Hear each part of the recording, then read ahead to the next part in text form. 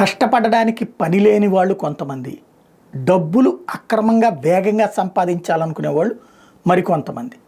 ఈ పని లేనటువంటి వాళ్ళేమో ఉన్న రూ. 4 తెచ్చి బెట్టింగుల్లో ఎంతో కొంత సంపాదించుకుందాం. డబ్బులు ఆల్రెడీ ఈ బెట్టింగులకు అలవాటు పడ్డోళ్ళు అదొక వ్యసనంలాగా, గంజాయి, డ్రగ్స్ ఇట్లాంటి వాటికంటే ఇది అతిపెద్దదైనటువంటి వ్యసనం. ఈ వ్యసనం కారణంగా ఈ దారికి పోతూ ఉంటారు.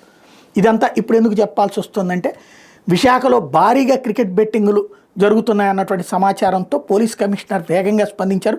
పెదవాల్తేరులో గ్యాంగ్ నుంచి దాదాపు 80 బ్యాంక్ ఖాతాల్లో పడినటువంటి 45 లక్షలు సీజ్ చేశారు. నిన్నటి ఐపీఎల్ బిగిన్ అవగానే 45 లక్షలు బెట్టింగ్లు వేసేశారు. అంతేకాకుండా 178 కోట్ల మేర లావాదేవీలు జరిగినట్టు విచారణలో తేలింది. దీన్ని బట్టి ఏ స్థాయిలో ఉందో చూడండి బెట్టింగ్.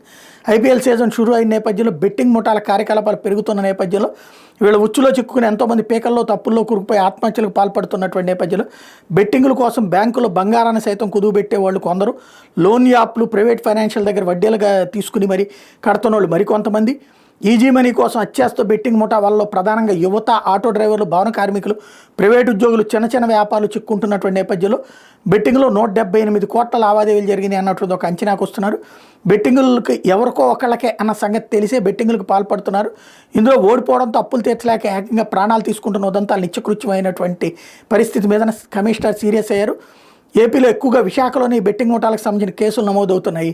ఈ తరుణంలో ఏడాది జనవరిలో బెట్టింగ్ యాంగిల్ స్థావరాల మీద పోలీసులు దాడులు నిర్వహించారు. పెదవాల్తేలోని అపార్ట్మెంట్లో ఒక బుకీ పట్టుబడితే పోలీసులు లోతుగా దర్యాప్తు చేస్తే దాదాపు 80 బ్యాంక్ ఖాతాలో 45 లక్షలు సీజ్ చేశారు.